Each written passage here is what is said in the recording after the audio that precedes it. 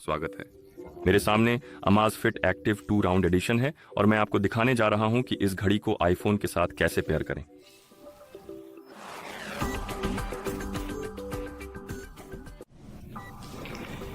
पहले हमें अपनी घड़ी चालू करनी होगी और आप इसे निचला बटन दबाकर पकड़े रखकर कर सकते हैं।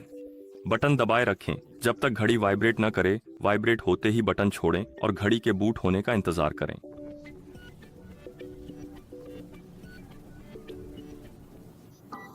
ठीक है, अब हम इसे छोड़ सकते हैं और घड़ी के पूरी तरह से बूट होने का इंतजार करें।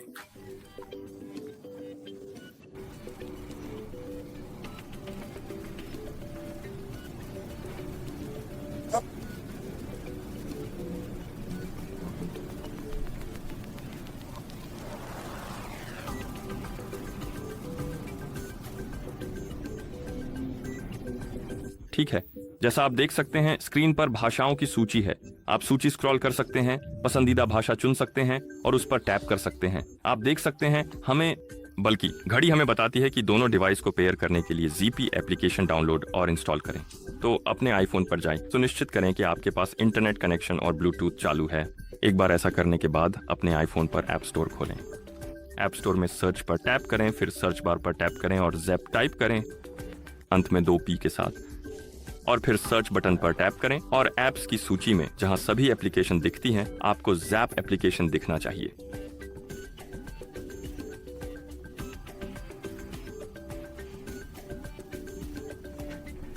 चलो, क्या समस्या है?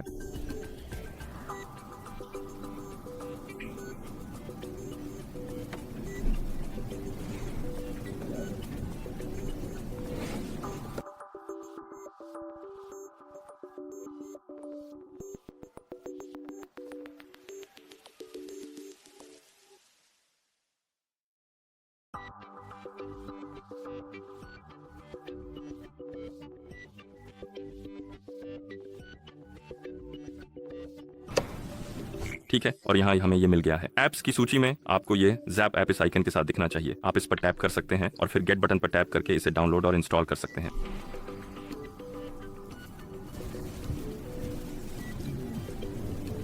जैसे ही एप्लीकेशन इंस्टॉल हो जाए, आप ओपन बटन पर टैप करके खोल सकते हैं। वॉच पर चेक मार्क पर टैप करें और आपको QR कोड दिखेगा। ऐप में आपको ZP अकाउंट में लॉगिन करना होगा। अगर आपके पास अकाउंट नहीं है तो साइन अप पर टैप करके अकाउंट बना सकते हैं और फिर लॉगिन के लिए इस्तेमाल कर सकते हैं। मेरे पास पहले से अकाउंट है, मैं लॉगिन करूंगा। ईमेल और पासवर्ड दर्ज करें।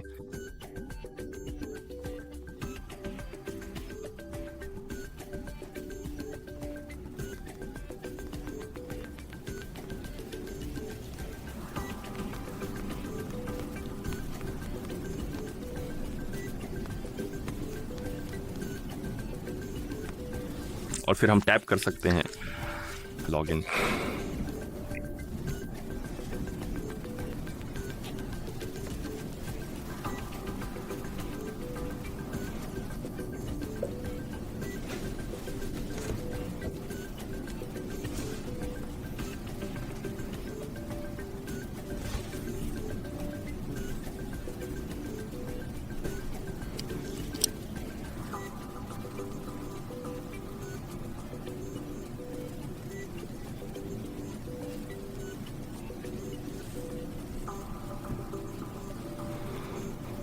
और लॉगिन करने के बाद आपको परमिशन से जुड़े पॉपअप्स दिख सकते हैं, जैसे कि लोकेशन परमिशन। आप इसे अनुमति दे सकते हैं या मना कर सकते हैं।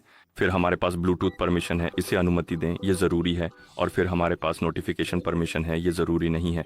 लेकिन अगर आप चाहते हैं कि आपकी घड़ी पर नोटिफिकेशन आपके आईफोन की बजाय सीधे घड़ी पर आए, तो आपको यह परमिशन देनी होगी। मैं अभी के लिए इसे मना कर रहा हूँ। फिर हम पासवर्ड अपडेट कर सकते हैं, लेकिन मैं ऐसा नहीं करने वाला। और यहाँ हमारे पास हेल्थ एक्सेस है, तो अगर आप कोई भी फीचर्स जैसे कार्डियो, फिटनेस और इस तरह की चीज़ें जैसे हार्ट रेट इस्तेमाल करना चाहते हैं, तो आपको ऐप को इन फीचर्स से डेटा पढ़ने और लिखने की अनुमति देनी होगी। तो अगर आप इन्हें इस्तेमाल करना चाहते हैं तो खास डेटा के प्रकार, या आप बस टर्न ऑन ऑल पर टैप कर सकते हैं और फिर अलाउ पर टैप कर सकते हैं। यह आपकी पसंद पर निर्भर करता है। मैं इन सभी को अनुमति देने जा रहा हूं और यहाँ हमारे पास ऐप और होम पेज है। अब हम डिवाइस वॉच पर टैप कर सकते हैं। सहमत हैं और आवश्यक अनुमति दें। ये कैमरा खोल देगा और हमें बस अपने आईफोन के कैमरे को वॉच पर ले जाकर QR कोड स्कैन करना है। और जैसे ही आप QR कोड स्कैन करेंगे, ये डिवाइस को कनेक्ट करना शुरू कर देगा।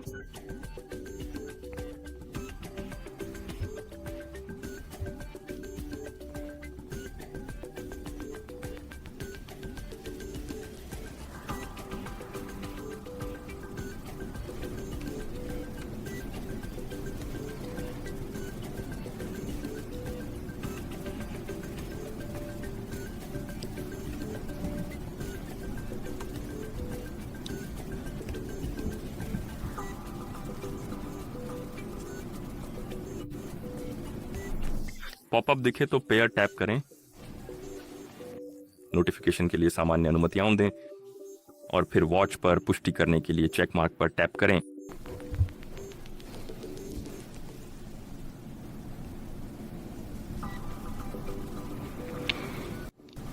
यहाँ आप मोशन और फिटनेस एक्टिविटी तक पहुंच की अनुमति दे सकते हैं। तो अगर आप फिटनेस से जुड़ी चीजें इस्तेमाल करना चाहते हैं तो आप अनुमति दे सकते हैं। फिर हम डन पर टैप कर सकते हैं और यहाँ हम सभी कॉन्टैक्ट्स के लिए कॉलिंग भी सक्षम कर सकते हैं। तो अगर आप वॉच का उपयोग करना चाहते हैं अपने कॉन्टैक्ट लिस्ट से कॉल शुरू करने के लिए, आपको एनेबल पर टैप करना होगा और कॉन्टैक्ट्स को अनुमति देनी होगी। चाहें तो स्किप पर टैप कर इसे छोड़ सकते हैं। इसके बाद हमारे पास कैलेंडर एक्सेस का विकल्प है। ये तब उपयोगी है जब आप नोटिफिकेशन चाहते हैं अपने कैलेंडर इवेंट्स के बारे में वॉच पर। अगर आपको इसकी परवाह नहीं तो इसे छोड़ दें और डिसेबल रखें। अगर सक्षम करना है तो अनुमति दें, पूर्ण पहुंच की अनुमति दें पर टैप करें, फिर संपन्न पर टैप करें। इस बिंदु पर डिवाइस पेज पर MS Fit एक्टिव दिखेगा। वॉच की स्क्रीन जगा दें तो वॉच फेस दिखेगा।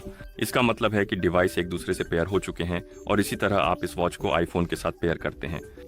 देखने के लिए धन्यवाद। अगर आपको ये वीडियो मददगार लगी हो तो कृपया हमारे चैनल को सब्सक्राइब करें और वीडियो को लाइक करें।